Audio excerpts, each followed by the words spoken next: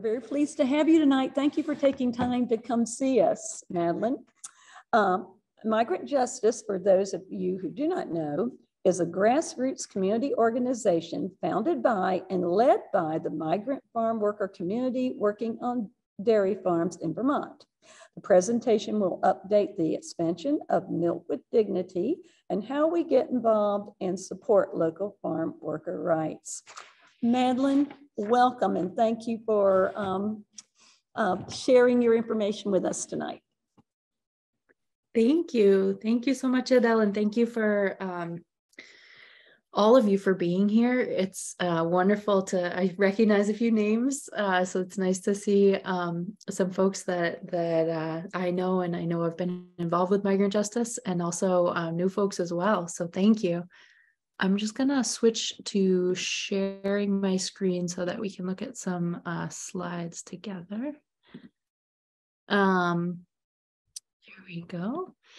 And yeah, as Adele mentioned, my name is Madeline. I'm part of the Migrant Justice team, and my role with Migrant Justice is working with allies. So whether it's individuals, volunteers, supporters, students, also community groups and organizations. I'm kind of the bridge person in the organization to support the leadership of the farm worker community.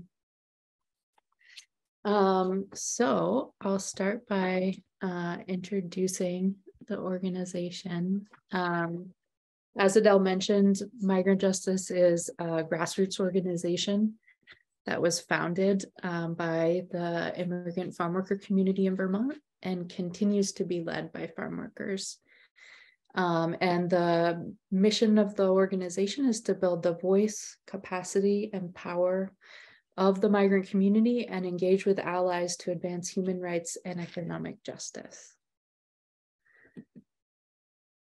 Migrant Justice began a little bit more than 10 years ago now, actually around a tragedy where a young farm worker whose name was Jose Obeth from Chiapas, Mexico, who you can see in the picture to the left here, he's standing in the snow, was killed actually in a preventable farming accident that took place in Vermont. But this tragedy revealed this community of migrant farm workers that had been really invisibilized in the state, and provided this spark for farm workers to start to come together and start to get organized. And so the way that looked like, and actually continues to look, is that farm workers organize by doing regional assemblies where the community comes together, shares food. It's an important social time, but it's also a time where folks share about the problems and challenges that they're facing, and then start to come up with collective solutions. And so out of these community assemblies, back like 11 years ago, farm workers started to come up with what we call like a human rights map. And these are really the spaces where campaigns have come out of as well. So back in the beginning, the first campaign that farm workers decided to organize around was having access to transportation, and that turned into a campaign in the Vermont legislature to get access to driver's licenses, regardless of immigration status. And that was a really powerful campaign that farm workers won in 2013. And from there have worked to organize together to stop deportations, to pass policies against racial profiling. But always there's been this focus that the community has come back to for the right to fair work and dignified housing. And to give a little bit more context, it's immigrant workers that are really sustaining the dairy industry in Vermont. We estimate about 1,500 migrant farm workers on dairy farms in Vermont. And that makes for about 80 to 90% of workers on dairy farms who are part of the migrant community. Dairy farm work is year-round. Many of you, I'm sure, are very familiar with dairy farms and dairy farming. Comparatively, farms here in Vermont are a lot smaller than the ones on the West Coast or in the Midwest. And a lot of times in particularly rural, I mean, it's a rural state, but a lot of times farms are, you know, on dirt roads, at the end of dirt roads. So this has led to issues with isolation for the farm worker community. Many workers are making below the minimum wage and working really long hours. 60, 80-hour weeks are really common, and oftentimes without a rest day during the week, without a day off. Farm workers live where they work and work where they live, meaning that housing is provided almost always on farms or near the farm property. And so there's also issues with housing, in some cases being old or dilapidated, really crowded conditions, 2 or 3 people sharing a room. And also dairy farming in particular is dangerous work. There's see a lot of accidents and injuries with chemicals. People are using heavy machinery. Cows, animals obviously are large and unpredictable. And agricultural work as a whole is really exempt from a lot of labor protections. So the migrant farm worker community is exposed to things like sexual harassment, gender discrimination, unjust firings, and even in some cases, violence on the farm. But that's not to say that all farms are like that. There are also farms where the conditions are really good. So that makes us know that it doesn't have to be, that things don't have to be bad, that there are some really good examples out there. So I'm going to share a short video so you can hear from folks speaking from their own experience more about conditions on farms, but also about what the community is doing to change those conditions.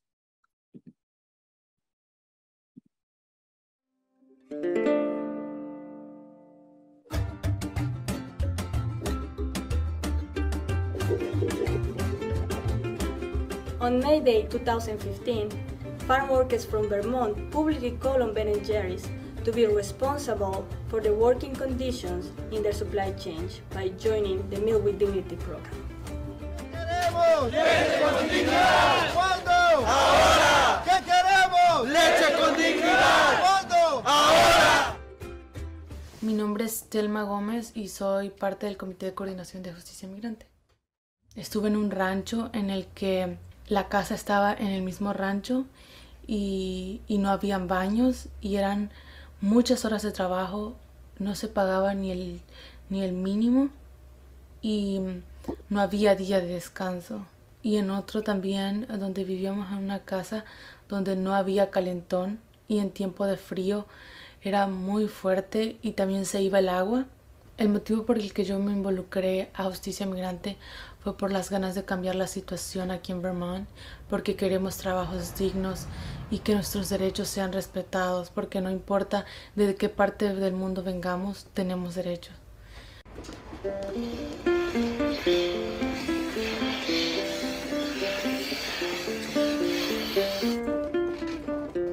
There are about 1,500 migrant farm workers helping to sustain the dairy industry in Vermont. Creo que los farmers han decidido contratar la mano de obra migrante porque entienden que es un trabajo muy rudo y muy difícil que pocas personas quieren hacer. Soy Enrique Balcázar, soy organizador con Justicia Migrante. Bueno, estamos llegando al rancho donde trabajé hace 3 años, donde comencé a trabajar. Porque he trabajado en 4 ranchos, pero este fue el rancho donde me tocó trabajar primero, y un rancho donde ya está cerrado, donde ya no hay vacas, y vemos la realidad, ¿no? Hace 60 años En Vermont existían alrededor de 11.000 ranchos, ahora existen menos de 1.000. Y esto es triste, ¿no? Por los bajos precios de la leche, por las grandes corporaciones presionando, ¿no? Oprimiendo, ¿no? A los ranchos. Y es triste ver esta realidad. The downward pressure that retail corporations put on farms also can create poor conditions for farm workers. Según resultados de una encuesta hecha por Justicia Migrante en 2014, 40% no recibimos el pago mínimo de Vermont, 40% no tenemos día de descanso, 29% trabajamos más de 7 horas sin un descanso para comer, 20% tenemos el primer cheque retenido ilegalmente, 30% hemos tenido enfermedad o accidente debido al trabajo. Muchos patrones te toman como un instrumento más para producir dinero y no como una persona, como persona humana. Hay personas que todavía ganan a 7, a $6.50 por hora.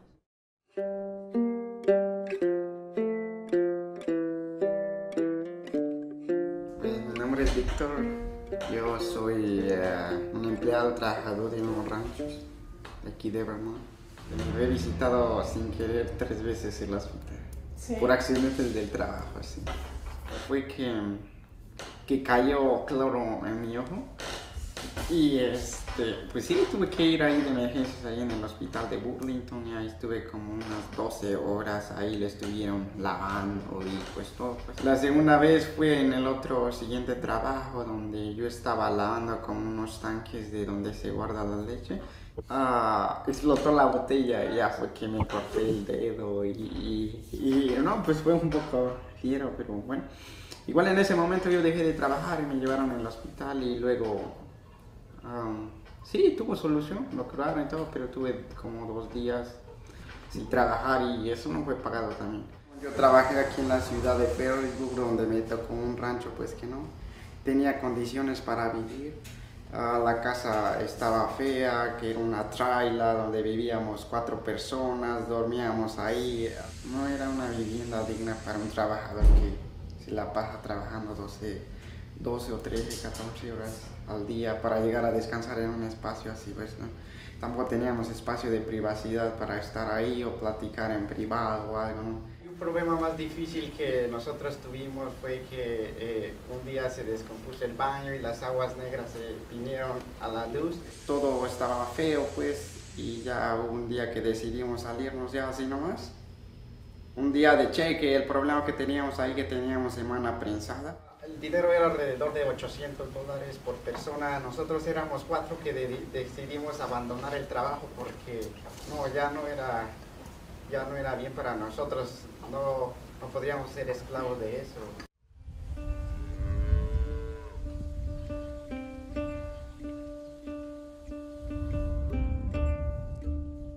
Bueno, mi nombre es Ricardo, vengo de México. And this is the only heat you have in the house, you said? That's all we got. We got a big crack over here. We tried to put some wood and all the house smoke all the way around. I mean, it's bad. He put these tubes over here and because he don't want to put a heater on. And he think all the heat in the kitchen is going to come to the rooms. And that don't make no sense. He put this plastic on it, but it's not really good enough. It's cold over here. A veces no comía porque a veces el tiempo no me daba. Tenía que trabajar las 18 horas corridas, desde las 4 de la mañana hasta las 9, 10 de la noche. Mi nombre es Cirilo Pérez. Hola a todos, mi nombre es Patricio Antonio. Me siento a gusto porque la verdad los patrones han sido buena onda con nosotros. Nos han tratado bien. Al igual que en cualquier trabajo, cuando empiezas al principio, pues te pagan un sueldo un poco bajo. Y con el tiempo, como vas aprendiendo, te van aumentando. Y ahorita llevo 4 años, la verdad, me pagan bien, pues creo que es un trabajo digno. Más que nada una buena vivienda. Nos dan un cuarto cada persona y una cocina y más que nada todo lo que tenemos siempre está funcionando, como la calefacción y casi nada nos hace falta. Siempre tenemos todo y si algo falla, pues hablamos con ellos y ellos lo arreglan. Como quisiéramos ver que todos los compas estén como nosotros, ¿verdad? Trabajador, trabajadora, trabajador. Ahora estoy en un lugar donde hay mejores condiciones, pero los ranchos por los que yo pasé siguen siendo igual y siguen habiendo compañeros que siguen siendo explotados y queremos que cambie eso realmente. No puede seguir la situación así. Trabajador, trabajadora, trabajador, trabajadora, trabajador.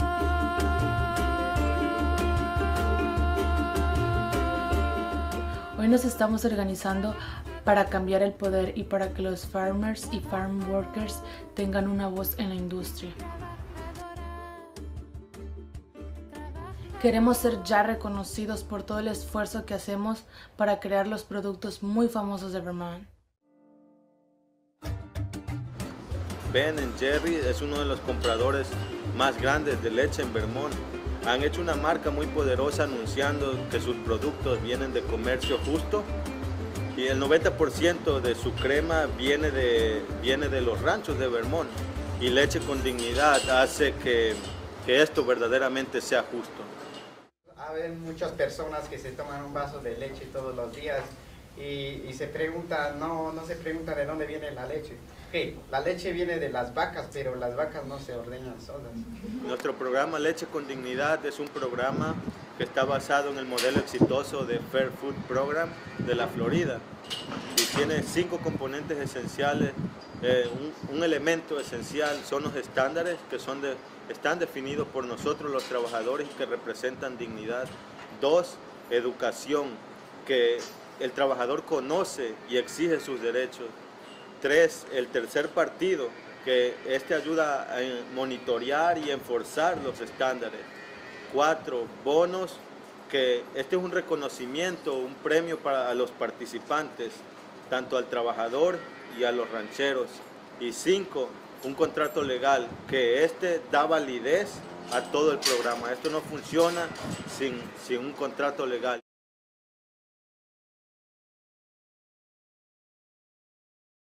El 20 de junio, 17 ciudades del país se unieron para ir a tiendas, para llamar a Ben Jerry's a que tome acción, exigiendo que los derechos humanos de los trabajadores sean respetados.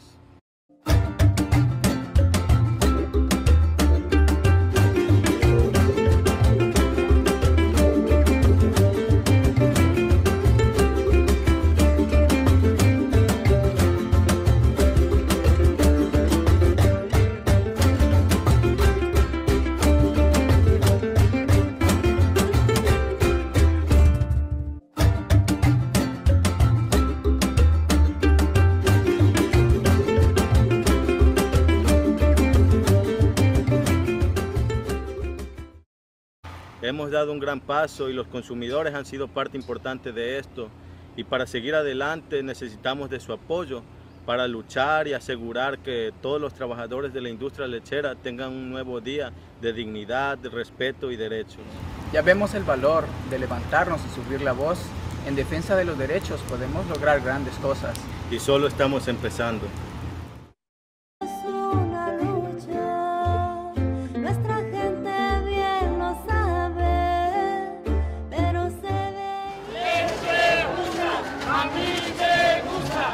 Todos queremos leche con dignidad. Todos los compas, leche con dignidad. Queremos leche con dignidad. Queremos leche con Queremos dignidad. leche con dignidad. Queremos leche con dignidad.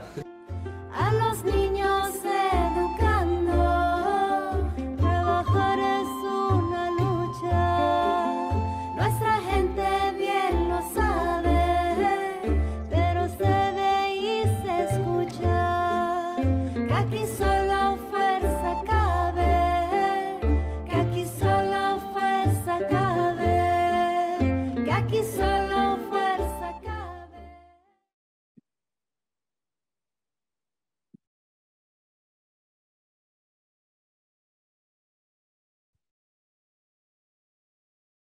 All right.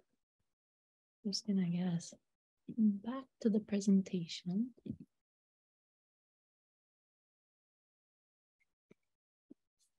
Oop. you go. So as you could see in this video, Ben & Jerry's was the first company to sign on to Milk with Dignity. And it wasn't easy to bring Ben & Jerry's to the table to meet with farm workers and to sign on to this program. It took almost 3 years of public pressuring and campaigning. But in the fall, in October of 2017, Ben & Jerry's signed on to the first Milk with Dignity agreement. And this was a truly historic moment. This photo is from that day in front of the scoop shop in Burlington. And people look really happy. This is the leadership team at the time of the organization, who had spent years organizing and building pressure to call on Ben & Jerry's to join Milk with Dignity. And this was the first time in history that a corporation like this had sat down across the table from farm workers and signed on to an agreement like this in the dairy industry. And then the next year, 2018, Ben & Jerry's implemented this program in 100% of their Northeast dairy supply chain. So that means that Milk with Dignity right now covers about 260 farm workers and makes up for about 20% of the dairy industry in Vermont.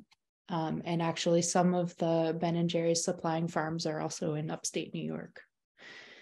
And through Milk with Dignity, millions of dollars have gone from the company, Ben & Jerry's, directly into farm workers' pockets in the form of raises, of bonuses, paid vacation and sick days. And farm owners are also getting an economic relief through this program because they're getting the premium or the extra money for their milk that you hear about in the video.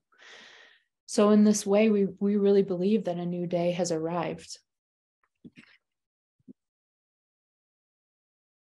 And then the next question is covering 20% of the dairy industry in Vermont is a huge first step. It's a really big place to start. But what about the other 80%? How are we going to expand this really successful program to cover more farms and more farm workers? So that led the Migrant Justice leadership team to come back to the table and think about the industry as a whole. What are the big companies that are selling milk that's coming from Vermont and from the Northeast? What would be strategic? What would be winnable? What would have a big impact? And they ended up deciding on the supermarket Hannaford. And so Hannaford, I imagine many of you, hopefully all of you are familiar with Hannaford. I imagine many of you shop there. I shop there. It's the biggest supermarket in my neighborhood. And the Hannaford chain has almost 200 stores across the Northeast, not just in Vermont, but also in Massachusetts, upstate New York, New Hampshire, Maine, especially in Maine. Maine is actually where their corporate headquarters is located. And Hannaford is a large buyer of dairy throughout the region, which then goes into the Hannaford brand, that they sell with the Hannaford logo, the Hannaford brand milk that's on the supermarket shelves. Hannaford is owned by a bigger multinational corporation that's called Ahold Delhaize. And Ahold Delhaize is actually based in Europe, in the Netherlands, and they have an annual global sales of more than $75 billion. So that was part of the reason that farm workers decided to go with Hannaford, because this company can afford to join Milk with Dignity. They can afford to pay a premium for the milk that goes to as an economic relief for farmers and goes to fund changes on farms, things like raising wages and hiring more people, perhaps, so that shifts aren't as long, improving housing, all these things that are not free. They're very expensive, actually. And when Hannaford joins Milk with Dignity, it will have an enormous impact on expanding this really successful program and bringing the new day, not just to farm workers in Vermont, but to farm workers all across the region, because this is really a regional store.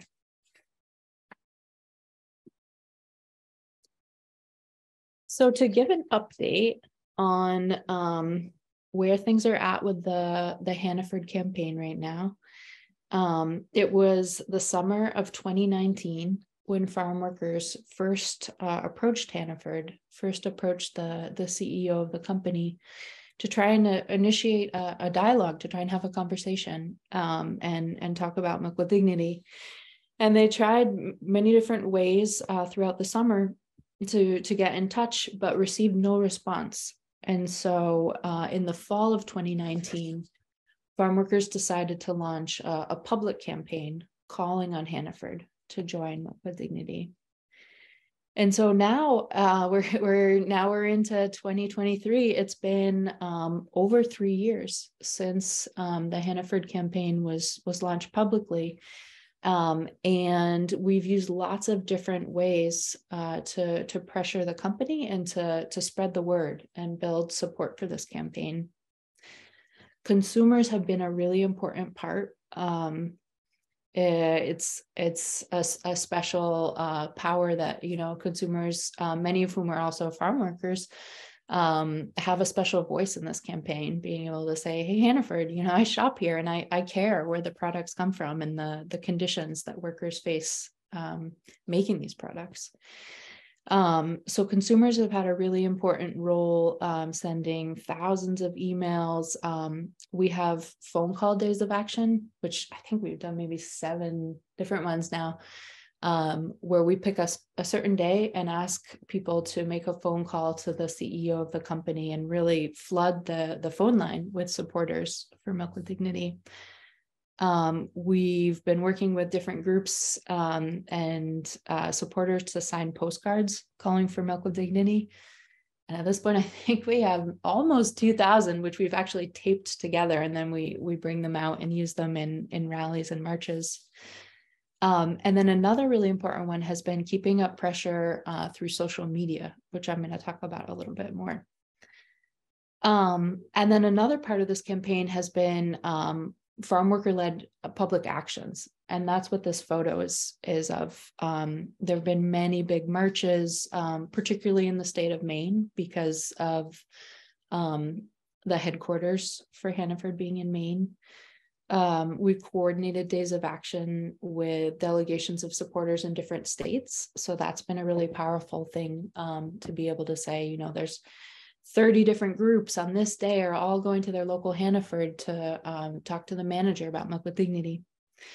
We've done car caravans at the height of the pandemic, lots of different rallies, protests. Most recently at the end of 2022, farm workers called for a month of action and did weekly rallies during the month of October, which was really powerful. And then we closed out the year with a march on December 18th, despite a snowstorm, which actually this photo is from that day. And the snow doesn't look very impressive, but there was a lot of snow. But this was in Middlebury, this march. And while the pandemic obviously has really impacted this campaign, and it's interrupted and changed a lot of actions that we've done, farm workers have never let up the pressure, and we're really committed to seeing this campaign through.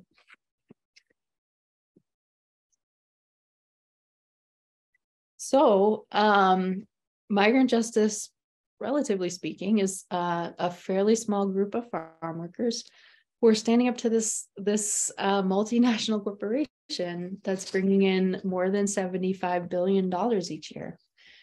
So how are we going to win? How are we going to do this?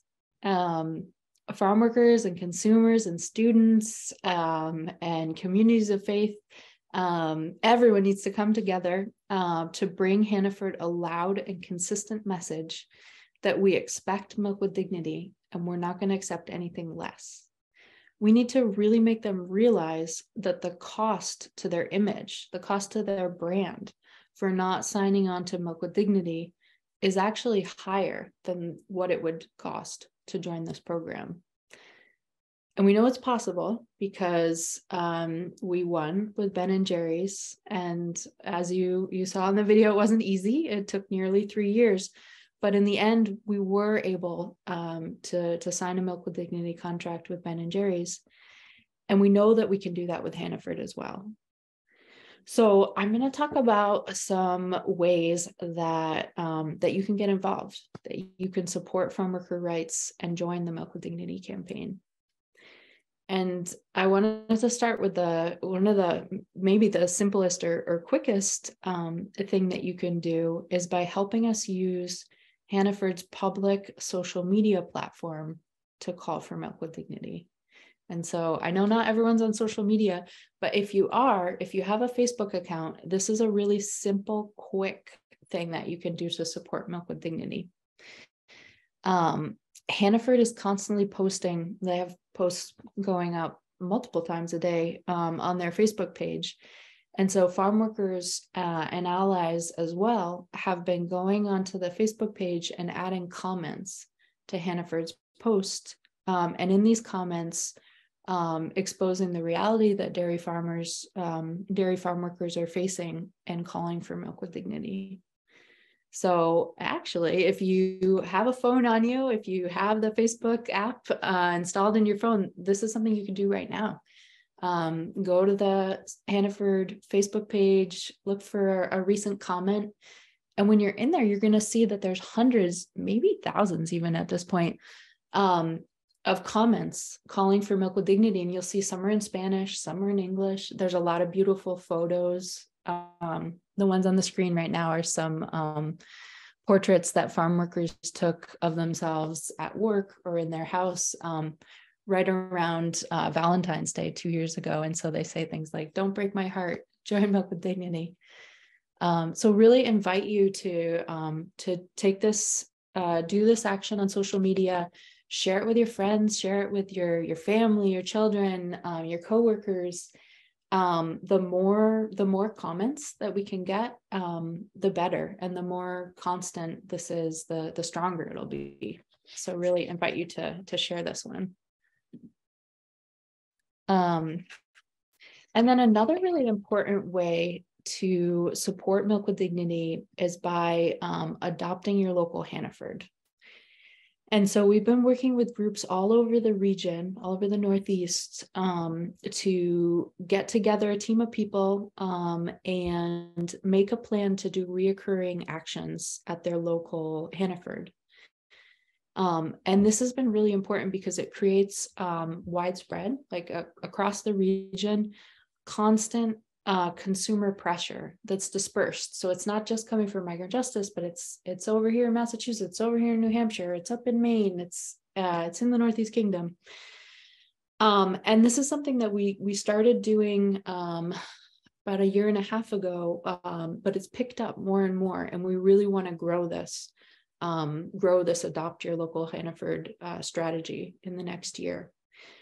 And I think it sounds intimidating to some people, but I want to say that actions really don't need to be large or complicated. There's some groups where it's even just been a pair of people, a friend team, or you can go with a family member to your local Hannaford and hand in a flyer to the customer service desk. Other groups have gotten together, larger teams, and done like rallies or vigils. But you can be creative.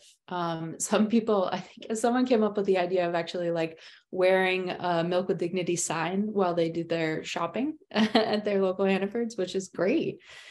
So yeah, this is something I really want to encourage folks to consider. We have a toolkit that has more details and ideas for doing actions at your local Hannaford.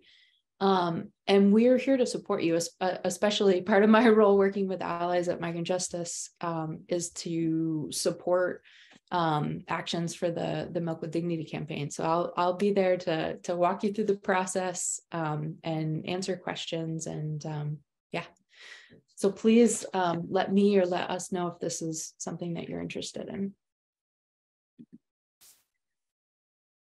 And then lastly, I wanted to talk about speaking tours, because in March of 2020, farm workers set out on this regional speaking tour to build support for Milk with Dignity. But it was actually March of 2020 when we were starting this speaking tour, and that was right when COVID hit. So unfortunately, our speaking tour was completely canceled. But in the fall of 2021, farm workers went back on the road and completed a really successful speaking tour, doing 30 presentations, going to 7 different states, all across the Northeast. And that's actually what this map on the screen shows. Those little blue points are where farm workers did presentations. So you can see it was all the way from New York up to Maine, New York, and down to Massachusetts. So in April of 2023, farm workers will be headed out again to do another regional speaking tour to build support for the Milk with Dignity campaign.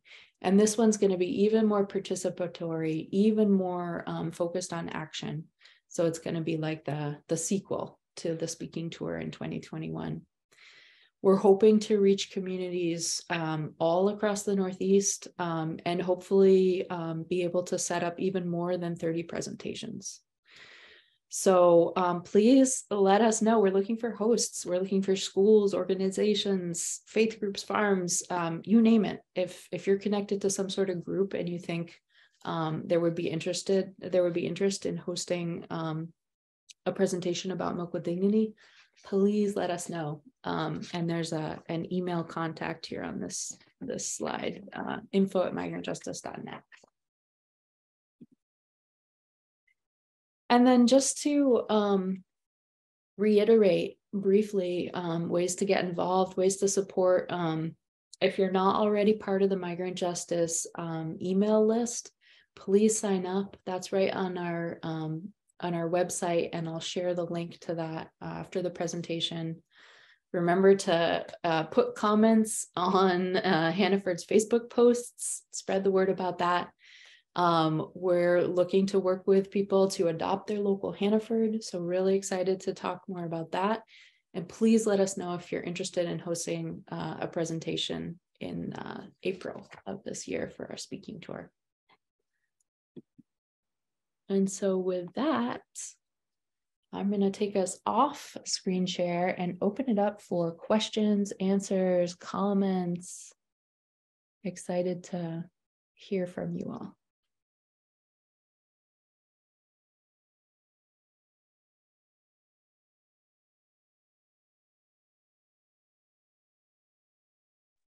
Hi, I'm Gail Wind in Newark, Vermont, and I just posted on a Hannaford supermarket website.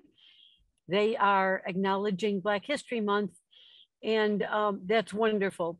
And I said, wonderful, glad to recognize their contribution, of course. Can we also support the thousands of invisible migrant workers in Vermont? And I put the link to your Milk with Dignity campaign in there.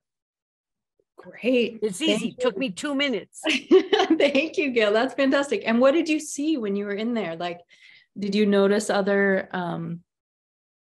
I didn't see anyone else comments on those things. I looked down not real far, but I wanted to get the comment out, but no. Comments about lobster and the kickoff game and fresh meat, and let's see what else is there. National Soup Month. Is there such a thing as a National Support the Migrant Workers Month? There's a week, actually. There's a National Farm Worker Awareness Week is the last week of March. I think we're going to be using that that time to be doing a lot of publicity about the speaking tour. That's excellent. Yeah, but there'll be other events happening all over the country. there's going to be a big march in Florida for a farm worker group called the Coalition of Immokalee Workers, which is really exciting. So now I'm looking at a web page that says Migrant Justice, Justicia Migrante. Is that yours? That's right. Yep. Okay. If I wanted to know where you were going to be next, is that your campaigns? Where we're going to be say next. Where you're going to be next for a presentation. Like appearance at a store or at Hannaford's or something. Yeah. We tend to I think social media is a better place to look for updates about if there's going to be a march or a rally. So do you have a Facebook page?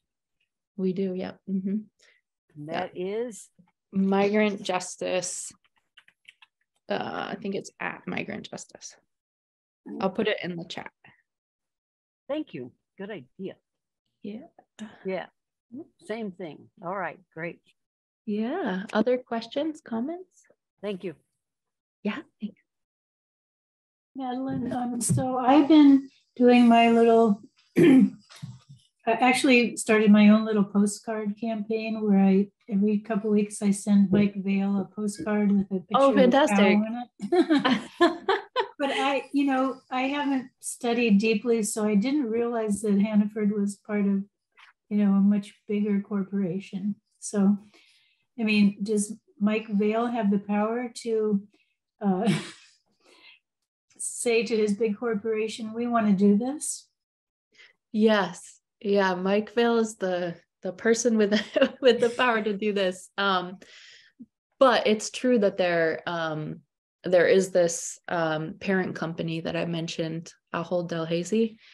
And so another part of our strategy actually has been working with shareholders of that company. And that's been an important and powerful part of the campaign that's less, it's not like a public action that people can, public can engage in, but another way of reaching the company. Yeah, great. Yeah, thank you. That's wonderful to hear about the postcards. Can you share a little bit more? Oh, just I'm a sort of a mail person, so I actually have a couple pictures, that I took myself of cows, and so it's just a postcard that has a cow picture that says "Milk with Dignity," but that's one of my little things, So that's fantastic. Has anyone here in the meeting seen the postcards that we've been sharing as well, that we made into this really long chain of taped together postcards? I haven't. No, do you have a sample available to show us on? Oh, Let me see what I can find while we continue the question and answer. I'll see if I can find a good link to put in the chat.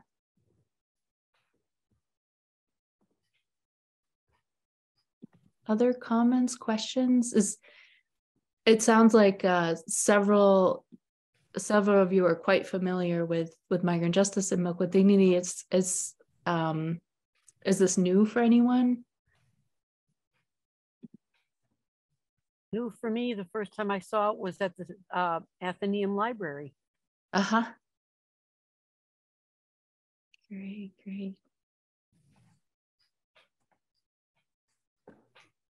We've had this is Adele.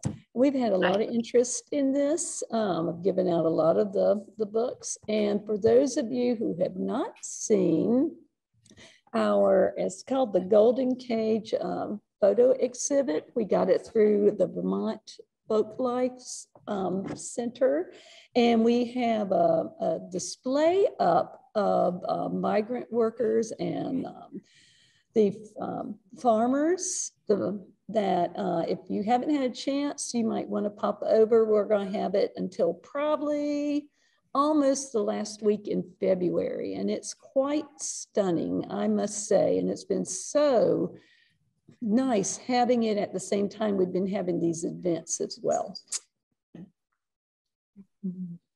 Hi, Adele. This is Pam Parker speaking.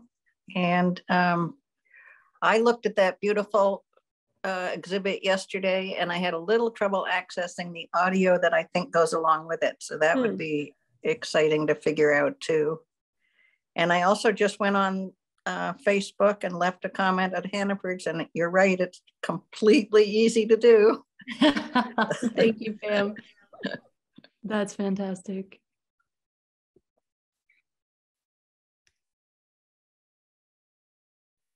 I'm curious on this call or on this Zoom meeting, are folks mostly from the St. Johnsbury area or from other parts of the state? I'm a little north of Lyndonville.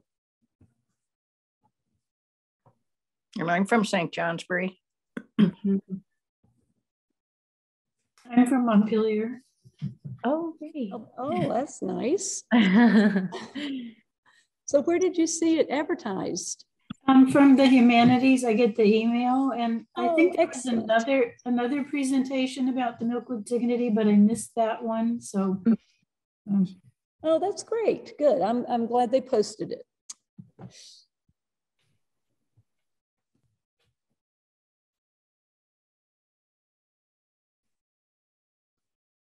I put a link in the chat that shows an example of the postcard chain.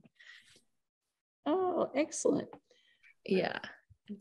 Well, are there any other questions or comments or anything that anyone would like to add to our conversation before we start closing down? This is Bob Jakin speaking. I was wondering if you're familiar with the Workers' Rights Farm Act, which was signed in New York in 2019, affecting hours, wages, days off, working conditions. Yes, thank you. Yeah, it's true. There's a big campaign in New York State to pass legislation to expand rights for farm workers. That includes overtime pay and collective bargaining. I think you maybe know more about it in detail. Do you want to share more about what you know? I really don't. I knew the legislature was working on it, and I never paid attention to it until I watched the video tonight. And then it dawned on me that New York had a similar problem and dealt with it legislatively recently. Yeah. Despite the hue and cry of all the poor farmers. Yeah, it's true. And actually in the state of Maine, similar legislation was introduced last year, but didn't pass. And I think what you say about the cry of farmers is true, that it's hard to balance the need for higher wages for farm workers, but also for farm owners who are facing really low milk prices and rising feed costs and all this economic pressure. Hard to just expect them to come up with more money out of their pockets, which is one of the reasons I think Milk with Dignity is an inspiring model, because it calls on the companies that are selling the product and making more money at the top of the food chain. I have another question. Has any effort been given towards Price Chopper Market 32, which is another large but local? I believe they're locally owned. They're not international. And they do, they're very big in New York, but I know they also have stores in Vermont. Yeah. Not yet, but well, I'm just thinking of working with the competition. What's that? Working with the competition might have an impact on Hannaford. Yeah, absolutely.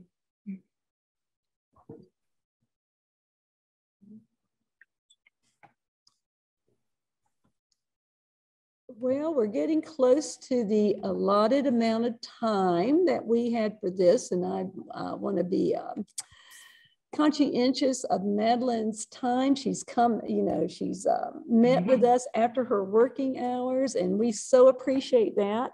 This has been a wonderful presentation, Madeline. I want to, you know, everybody go to her website. You know, there's opportunities to donate. Let's see, is there anything else? Oh, wait a minute. There is one comment here real quick. This is from Kevin Cottrell. I'm an English teacher at St. J and appreciate this presentation very much. One of my classes is reading The Most Costly Journey, and I'm grateful to learn more about migrant justice in the dairy industry. Thanks very much, Madeline, he says. Okay, everybody's saying thank you, thank you. Oh, I also, before we got out of here, I do want to give a nod to Andy Ely. She is here from the Cobley Public Library. Thank you, Andy. And she was kind of helping me monitor some of the chat, and she admitted some of you so you could be part of our presentation. So thank you. Again, Madeline, thank you so very much for taking your time and being one of our partners. Is there anything else you would like to leave us with, or are we all good? Or thank you. Thank you all for presenting this. Well, I really thank everybody for coming. And this has been a great presentation.